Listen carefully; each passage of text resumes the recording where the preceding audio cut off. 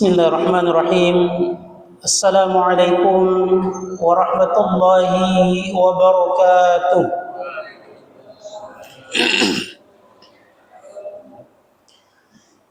Alhamdulillahilladzi an'amana bi ni'matil iman wal islam. Asyhadu an la ilaha illallah wahdahu la syarika lah. Wa asyhadu anna Muhammadan 'abduhu wa rasuluhu la nabiyya ba'dah. Qala Allah ta'ala fi kitabihil karim, a'udzu billahi minasy syaithanir rajim. Ya ayyuhalladzina amanu taqullaha wa qulu qawlan sadida yuslih lakum a'malakum wa yaghfir lakum dhunubakum wa man yuti'illaha wa rasulahu faqad faza fawzan 'azima.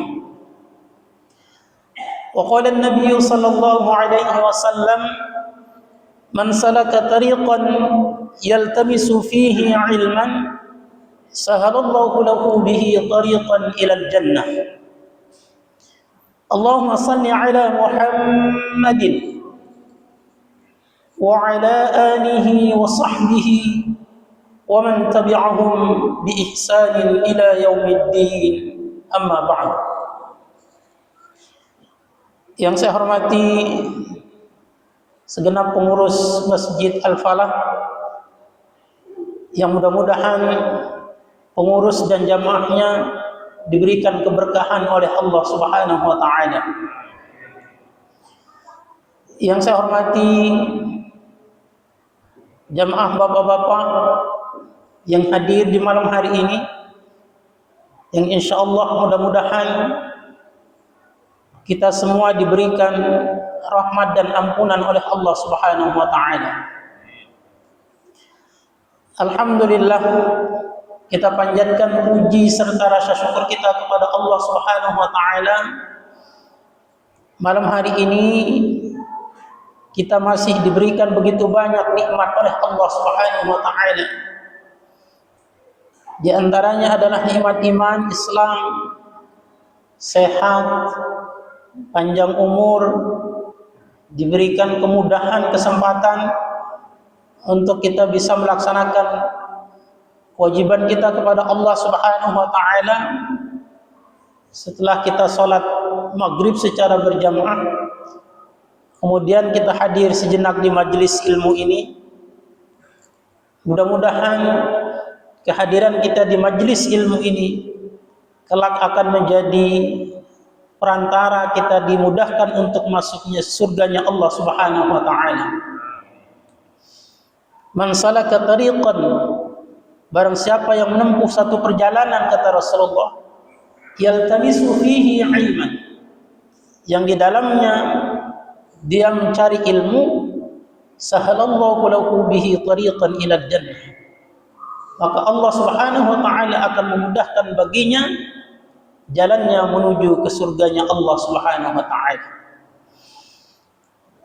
Salawat serta salam semoga tetap tercurah karibaat baginda Nabi Muhammad sallallahu alaihi wasallam kepada keluarganya, sahabatnya, dan mudah-mudahan kita sebagai umatnya diberikan hidayah serta keistiqomahan untuk dapat mengikuti sunnah-sunnah Rasulullah, sehingga di dalam kita mengarungi kehidupan ini akan memperoleh keselamatan dan kebahagiaan. Amin amin ya rabbal alamin. Apa kabar bapak-bapak semua? Keluarga sehat, Pak? Alhamdulillah. Istri? Alhamdulillah. Dompet? Alhamdulillah. Insyaallah terlihat dari wajah-wajah, insyaallah dompetnya sehat. Masya Allah. Dan insyaallah kita adalah orang-orang kaya semuanya. Karena kekayaan itu kalau kita masih bisa bersyukur kepada Allah. Bahkan kata Rasulullah, kalau hari ini kita aman, sehat, masih bisa makan. Faka'anna mahizat lakud dunya, seakan telah dikumpulkan seluruh kenikmatan dunia ini. Kalau kita bisa merasakan 3 nikmat itu, kata Rasulullah, man asbaha minkum aminan fi sirbihi mu'afa fi jasadihi indahu ta'amu yaumihi. Tempat tinggalnya aman, sehat, fisiknya, badannya, kemudian masih bisa makan. Masya Allah. Dan alhamdulillah, insya Allah ketiga-tiganya hari ini kita masih bisa merasakan nikmat itu. Nikmat aman. Karena kalau tidak aman nggak mungkin kita bisa khusyuk duduk seperti ini. Betul nggak Pak? Kalau kita diserang Amerika, nggak bisa kita taklim kayak gini kan. Israel mau ngirim rudal umpamanya, waduh, boro-boro bisa tenang ya kan. Tapi alhamdulillah, insya Allah kita diberikan nikmat rasa aman. Kemudian sehat, masya Allah. Ini yang juga mahal. Tidak ada yang bisa menukar nikmat sehat. Dan alhamdulillah karena sehat maka kita bisa beribadah. Karena sehat maka insya Allah kita bisa tenang, khusyuk, duduk di majelis ilmu. Tapi kalau sakit gigi aja, waduh,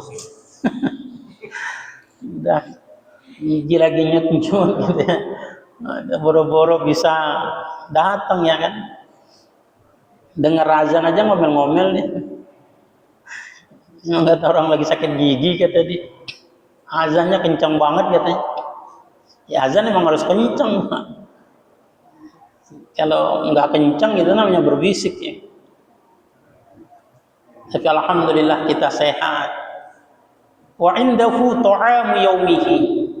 Alhamdulillah kalau masih hari ini masih bisa makan, kata Rasulullah, maka seakan seluruh nikmat dunia itu telah dikumpulkan oleh Allah. Maka seluruh nikmat dunia ini sudah dikumpulkan oleh Allah. Faka'annama hizat lahud dunya. Karena kan intinya 3 itu ya Pak. Aman, sehat, masih bisa makan. Masya Allah. Ngapain lagi coba Pak? Itu konsep kekayaan dalam Islam itu seperti itu Pak. Kalau kita masih merasakan itu sampai dengan detik ini, maka bapak-bapak semua adalah orang kaya sesungguhnya. Nah, itulah hakikat dari seluruh kenikmatan dunia ini. Karena kalau satu aja hilang Pak, wah, udah nggak nikmat yang lain.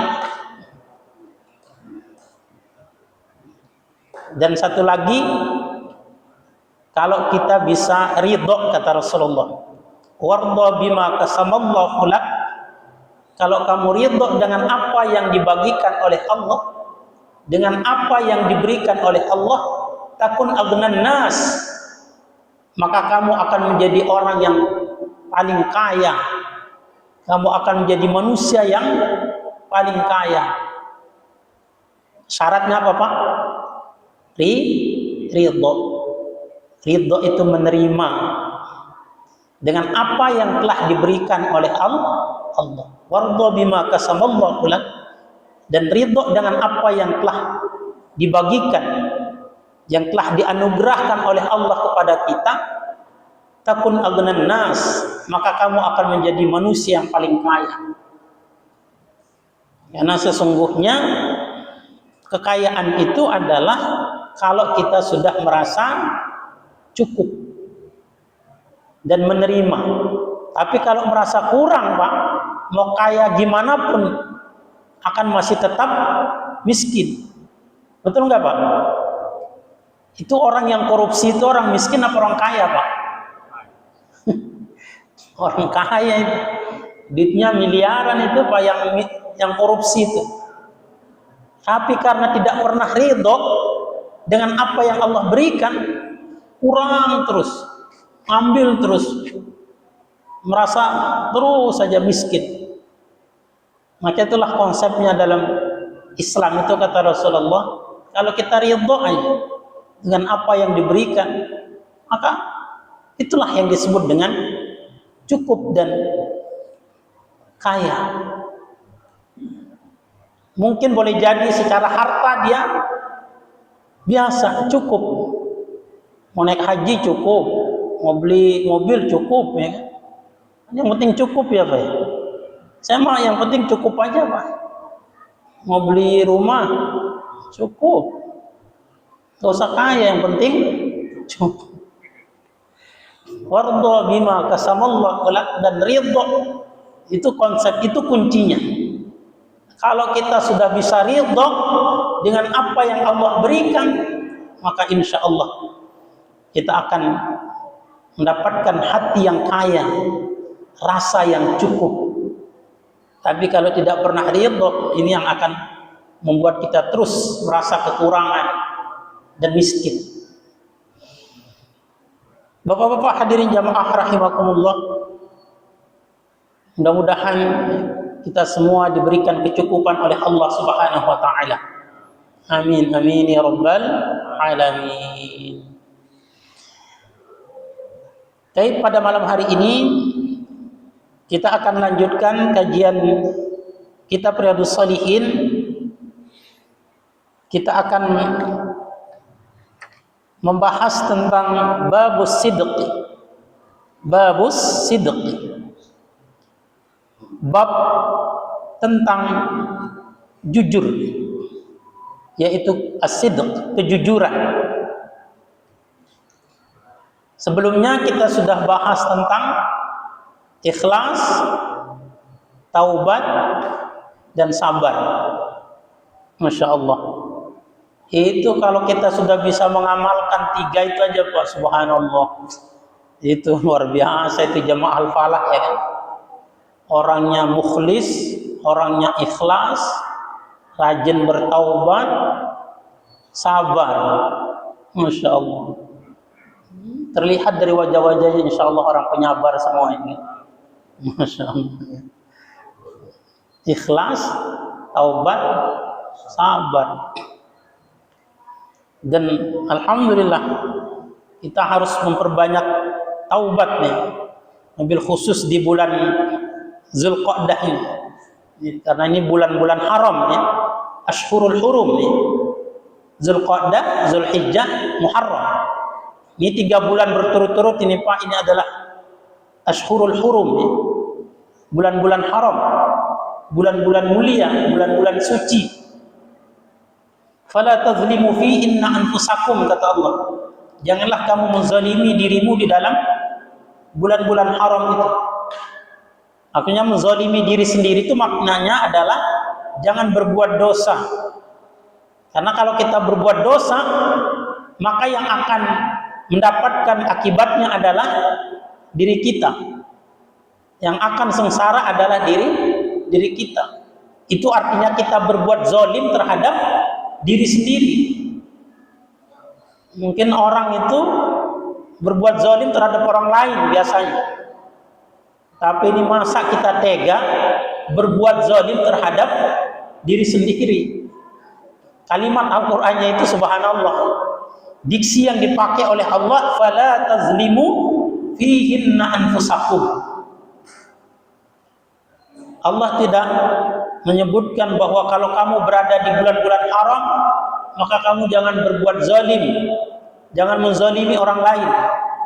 Tapi ini kata Allah, janganlah kamu menzalimi dirimu sendiri. Maknanya ya jangan berbuat dosa. Walaupun kita berbuat zalim, menzalimi orang lain, itu hakikatnya sama dengan menzalimi diri sendiri. Karena kan nanti Allah akan membalas segala perbuatan kita itu. Maka itulah yang akan menanggung apa yang kita lakukan itu adalah diri kita. Kalau kita berbuat buruk, kemudian nanti diazab oleh Allah, Kan yang akan merasakan kepedihan kan kita sendiri. Maka itu artinya kita telah menzalimi diri sendiri. Maka itu yang disentuh oleh Allah. Masa tega sih? Seolah-olah seperti itu. Kamu terhadap diri sendiri aja mau berbuat zalim. Yang maknanya adalah kalau kita sedang berada di bulan-bulan haram seperti ini, mari kita memuliakan bulan-bulan ini. 3 bulan berturut-turut, Zulqa'dah, Zulhijjah, sampai nanti bulan Muharram. Kita sedang berada di bulan mulia. Karena kalau kita berbuat dosa, dosanya dilipat gandakan. Mafhum mukhalafahnya, kalau kita berbuat kebaikan, insya Allah pahalanya juga berlipat ganda. Maka bersyukurlah bapak-bapak semua yang diberikan taufik dan hidayah untuk kita bisa beramal saleh, beribadah pada malam hari ini. Wabil khusus kita bisa hadir di majelis ilmu ini. Insya Allah pahalanya akan dilipat gandakan oleh Allah Subhanahu wa Ta'ala. Itu fungsi taubat kemarin tuh. Banyak beristighfar. Bukan hanya membaca istighfar, tapi memperbanyak istighfar. Khawatir gitu ya. Kadang namanya kita manusia mungkin bisa khilaf, jatuh dalam perbuatan kemaksiatan, dosa. Maka mudah-mudahan dengan kita memperbanyak taubat, memperbanyak istighfar di bulan-bulan haram ini, insya Allah kita akan diampuni oleh Allah Subhanahu wa Ta'ala. Maka itulah ditambah dengan sabar, bab sabar kemarin. Memang sabar untuk apa Pak Ustaz? Sabar menahan diri tidak berbuat dosa. Jadi sabar itu bukan hanya tatkala mendapatkan musibah, tapi bersabar. Bersabar kan artinya menahan kan Pak? As-sabru ay al-habsu. Sabar itu artinya menahan. Maka salah satu tempat sabar itu adalah menahan diri kita tidak berbuat dosa. Maka pas itu ya. Kita beribadah dengan ikhlas. Ya sekarang nih amal soleh dilipat gandakan pahalanya. Maka kita pakai bab ikhlas. Bab pertama yang kita bahas. Kemudian taubat, perbanyak istighfar. Jangan sampai kita melakukan perbuatan dosa. Seandainya pun kita khilaf, maka insya Allah akan diampuni karena kita memperbanyak istighfar. Kemudian yang ketiga yaitu sabar. Insya Allah ini akan menguatkan diri kita untuk tidak berbuat dosa, menahan diri untuk tidak berbuat dosa. Nah itu sabar itu di 3 tempat itu. Sabar tatkala mendapatkan ujian, sabar tatkala menjalankan perintah Allah, dan sabar tatkala menahan diri tidak berbuat dosa. Nah, sekarang kita tambah satu bab lagi biar tambah mantap nih jamaah Al-Falah nih. Babus sidqi, yaitu bab tentang jujur. Masya Allah, ikhlas, jadi orang yang tawabin, bertaubat, sabar, jujur. Masya Allah, cakep banget itu. Nah, di dalam babus as-sidq ini, Imam An-Nawawi menukil salah satu ayat yang terdapat di surah At-Taubah. Tatkala Allah Subhanahu wa taala berfirman, A'udzu billahi minasy syaithanir rajim. Ya ayyuhalladzina amanu taqullaha wa kunu ma'as shadiqin. Ya ayyuhalladzina amanu, wahai orang-orang beriman, ittaqullah, bertakwalah kepada Allah, wa kunu ma'as shadiqin, dan jadilah kamu bersama orang-orang yang jujur. Sama orang-orang yang jujur, orang-orang yang baik. Nah, selain perintahnya kita harus jujur, Pak, juga kita harus bersama orang-orang yang jujur. Kalau bisa berteman sama orang yang jujur, sama orang yang baik, Pak. Karena kadang kita itu, atau misalnya dalam hadis itu, lihatlah orang itu, kalau ingin kamu tahu siapa orang itu, lihat temannya. Itu menunjukkan bahwa teman itu sangat berpengaruh. Maka kenapa ada istilah apa, orang yang korupsi itu tidak mungkin sendiri, itu seperti itu tuh, Pak. Ya seperti itu. Karena mungkin teman-temannya, kita mungkin bisa jujur ya kan, teman kita yang kadang kita dibully ya kan, soalnya mente macam-macam, akhirnya lama-lama terbawa juga. Maka kan ada istilah al-insan ibnul bi'ah, bahwa manusia itu anaknya lingkungan, anak lingkungan. Artinya apa? Ya kadang orang bilang, ini dia pergaulan sih sekarang, dulu sih orangnya baik ya kan, tapi sekarang dia salah bergaul jadi kayak gitu. Nah, itu menunjukkan apa, Pak? Pengaruh dari orang lain. Maka itulah kata Allah, wa kunu ma'as shadiqin, dan jadilah kamu bersama orang-orang yang jujur. Karena kalau ya tadi salah pilih teman, nah ini yang bisa-bisa kita yang terbawa. Kalau kita yang bisa mensibegoh sih masih mending ya, tapi kita yang tersibegoh ini yang masalahnya. Dan itu tidak sedikit yang terpengaruh gitu. Nah itulah kalimat Allah itu, akunu ma'as shadiqin, dan jadilah kamu bersama orang-orang yang jujur. Maka pilih teman itu orang-orang yang jujur aja, Pak. Nah, di dalam hadis yang mengenai tentang kejujuran ini, an Abi Mas'ud radhiyallahu anhu, anin Nabi sallallahu alaihi wasallam qala, dari sahabat Ibnu Mas'ud, semoga Allah meridhai beliau, berkata bahwasanya Nabi sallallahu alaihi wasallam bersabda, inna sidqa yahdi ilal bir.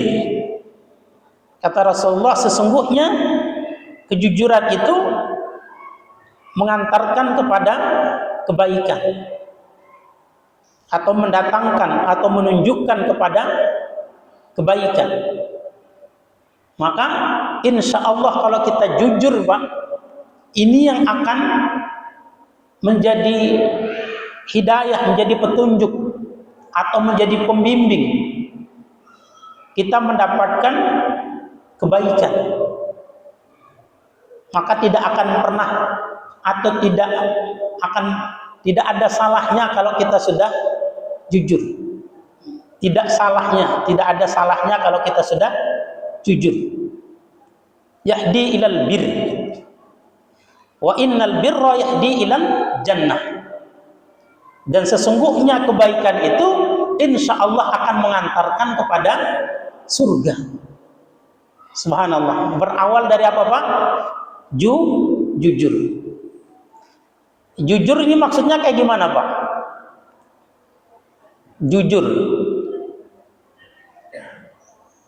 Jujur itu artinya mengatakan sesuai dengan realitanya, sesuai dengan aslinya. Ini kalau saya tanya, malam ini malam apa, Pak? Malam Ahad. Nah, maka kalau Bapak bilang malam ini malam Sabtu, berarti Bapak nggak jujur.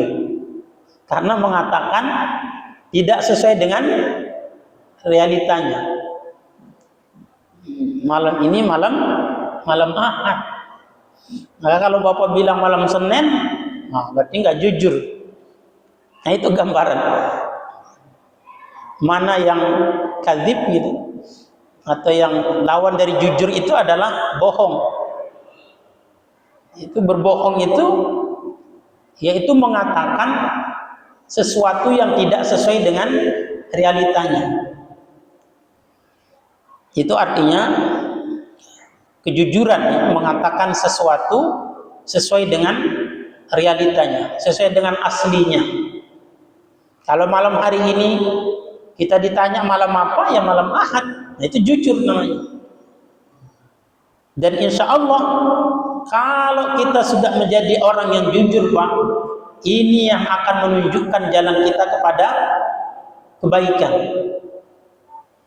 Dan insya Allah dari kejujuran kemudian mendapatkan kebaikan-kebaikan, dari kebaikan itulah yang akan menuntun kita kepada surganya Allah Subhanahu wa ta'ala.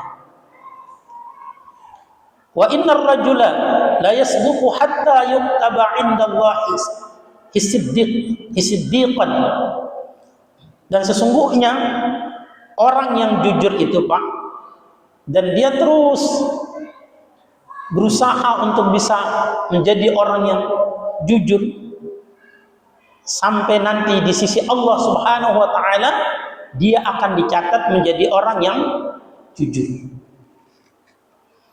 Wa innal kadhiba, dan sesungguhnya orang yang bohong, yahdi ilal fujur, maka itu yang akan menunjukkan jalan dia kepada keburukan. Wa innal fujura yahdi ilan nar, dan keburukan itu yang akan menunjukkan dia jalan kepada neraka. Nauzubillah summa nauzubillah min dzalik. Maka kalau sudah berbohong itu merupakan suatu keburukan, kata Rasulullah. Dan keburukan itu yang akan menunjukkan dia kepada neraka.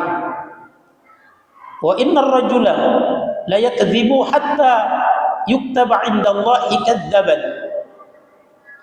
Sesungguhnya seseorang yang terus melakukan perbuatan kebohongan sampai nanti dia di sisi Allah Subhanahu wa ta'ala dicatat menjadi orang pembohong. Nauzubillah summa nauzubillah min dzalik. Hadisnya riwayat muttafaqun alaih. Maka itulah Bapak-bapak hadirin jamaah rahimakumullah, walaupun ada yang mengatakan jujur itu adalah suatu yang sangat berat, sampai KPK menulis apa, jujur itu hebat, ya. Dituliskan di gedung KPK itu, jujur itu hebat. Itu saking mahalnya kejujuran. Karena yang korupsi itu pasti tidak jujur, ya kan. Dibilang harganya 10.000, tahu dia beli 5.000. Padahal aslinya harganya 5.000, dia bilang 10.000. 5.000-nya korupsi. Itu kebohongan, berarti dia tidak jujur. Maka jujur itu adalah sesuatu yang hebat. Itu hadis yang pertama. Kemudian hadis yang berikutnya, an Abi Muhammadin Al-Hasan bin Ali bin Abi Thalib radhiyallahu anhu. Ini dari Sayyidina Hasan bin Ali bin Abi Thalib. Qala, dia berkata, hafiztu min Rasulillah sallallahu alaihi wasallam, aku menghafal atau aku mendapatkan dari Rasulullah sallallahu alaihi wasallam satu kalimat, da'ma yaribuka ila ma la yaribuk. Tinggalkanlah keraguan kepada yang tidak ragu. Jadi kalau kita ragu, tinggalkan, kata Rasulullah, kepada sesuatu yang meyakinkan, sesuatu yang tidak meragukan. Fa inna sidqat tuma'ninatun. Karena insya Allah Pak, kalau kita jujur, karena sesungguhnya kejujuran kata Rasulullah akan membuat hati kita tenang. Wal kadhiba ribatun, dan kebohongan itu membuat kita menjadi gelisah. Maka itulah Pak, kenapa kita jujur itu, biar kita tenang. Bahkan ciri kalau seseorang itu berbuat dosa apa enggak, dilihat aja kata Rasulullah dari perasaannya. Bapak gelisah enggak tuh? Nah, kalau gelisah berarti itu salah berarti itu. Maka itulah konsep kalau Bapak ingin tenang hidupnya, maka disuruh apa Pak? Jujur. Fa inna sidqa tuma'ninatun. Maka sesungguhnya kejujuran itu mendatangkan ketenangan. Nah, kalau kita nggak jujur itu udah bawaannya udah gelisah aja ya kan? Takut ketahuan lah. Maka kalau kita sudah jujur, maka insya Allah hati kita akan menjadi tenang. Baik, sebelum tanya jawab mungkin satu lagi tentang hadis mengenai babus sidq ini. Wa an Abi Thabit, dari sahabat Abu Thabit, wa qila Abi Sa'id, atau ada yang menyebutkan dia Abu Sa'id. Anna Nabi sallallahu alaihi wasallam qala, bahwasanya Nabi sallallahu alaihi wasallam bersabda, man sa'alallah ta'ala asy-syahadah bisidqin ballaghahu Allahu manazil asy-syuhada wa in mata ala firashihi, rawahu Muslim. Apa kata Rasulullah Pak? Barang siapa yang meminta kepada Allah mati syahid dengan benar-benar, artinya dengan kejujuran, maka insya Allah Allah Subhanahu wa Ta'ala akan menjadikan dia atau akan menempatkan dia termasuk orang yang mati syahid. Kalau kita benar-benar berdoa Pak, ingin mati syahid, maka insya Allah kata Rasulullah, Allah Subhanahu wa Ta'ala akan menempatkan dia ke dalam golongan orang mati syahid. Wa in mata ala firashihi, seandainya atau jika dia mati di atas tempat tidurnya. Subhanallah. Ini kalau kita benar-benar jujur Pak, minta kepada Allah agar kita diberikan mati syahid, maka insya Allah walaupun kita mati di atas tempat tidur, maka Allah akan mengelompokkan kita, akan menggolongkan kita termasuk orang yang mati syahid. Maka itu minta doa sama Allah. Wa amitni ala syahadati fi sabilik. Ya Allah, matikanlah aku mati syahid di jalan-Mu. Asal kita minta kepada Allah. Karena ada dalam hadis yang lain Pak, barang siapa yang tidak pernah berjihad, kemudian dia tidak punya keinginan untuk mati syahid, atau dia tidak punya keinginan untuk berjihad, maka matinya itu di antara cabang-cabang kemunafikan kata Rasulullah. Kalau seseorang itu tidak punya cita-cita untuk mati syahid, maka matinya itu di atas cabang-cabang kemunafikan. Maka itulah kita berdoa kepada Allah Subhanahu wa Ta'ala, wa amitni ala syahadati fi sabilik. Ya Allah, matikanlah aku mati syahid di jalan-Mu. Nah, kita berdoa kepada Allah dengan jujur, maka insya Allah kata Rasulullah, walaupun dia mati di tempat tidur tidak berjihad, maka insya Allah dia digolongkan matinya mati syahid. Subhanallah. Itulah Bapak-bapak hadirin jamaah rahimakumullah. 5 menit lagi waktu Isya. Maka mungkin ada yang perlu ditambahkan. Tafadhol. Atau ada yang mau ditanyakan, silakan. Ya. Silakan Bapak sebagai bertanya atau menambahkan.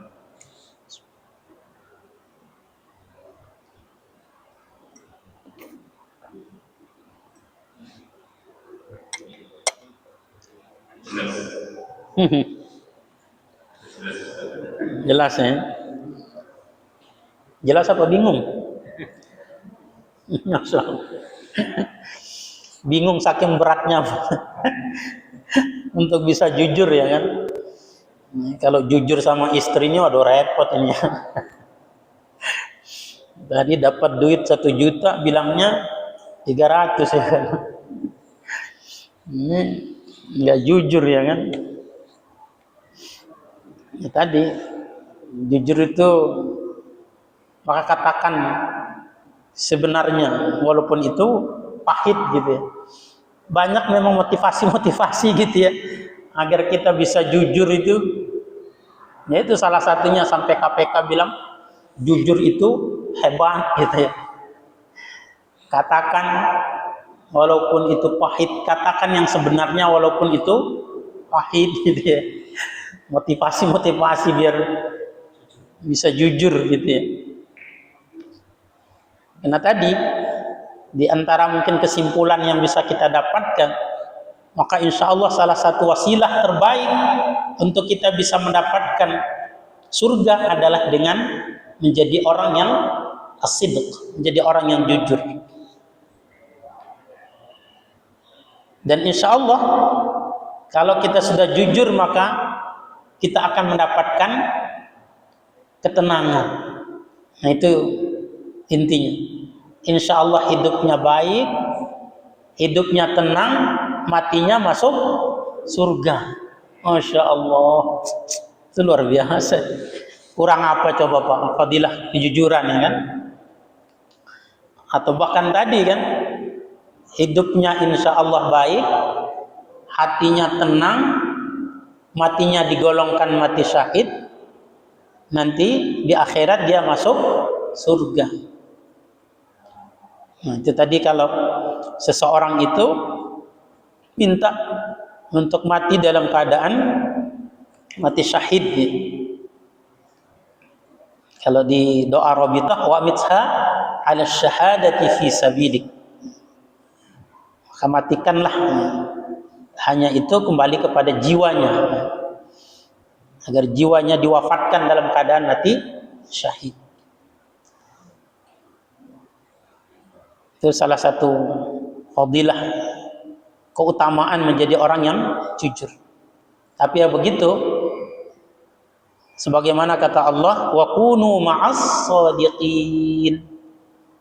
Kalau kamu mau benar-benar jadi orang jujur, maka pilihlah teman orang yang jujur juga. Wallahu a'lam bissawab. Sudah saya malam ini. Itu mungkin yang dapat saya sampaikan. Assalamualaikum warahmatullahi wabarakatuh. Terima kasih. Mari kita dulu kita membaca